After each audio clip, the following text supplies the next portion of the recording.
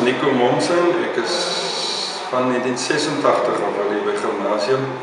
Dit is nou my 33ste jaar, dus dit wil sê 33 interskool is, wat baie interessante era is.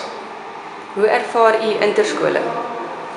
Interskole is uiteraard elke jaar 'n hoogtepunt op ons kalender en baie spesiaal in die dorp, die hele dorp vier fees. En ons in HJS het 'n spesiale ooreenkoms, spesiale verhouding, 'n spesiale band wat interskole betref, is uniek. Dit is ook die tyd van jaar wat die hele gymfamilie die golfry en die brandersry en op 'n hoogtepunt is die gees is goed, die hele dorp se gees is goed en dit is maar die tyd van jaar wat almal net alles geniet. Meneer het vir 12 seisoene die eerste span afgerig. Wat was u hoogtepunt as 'n afrigter?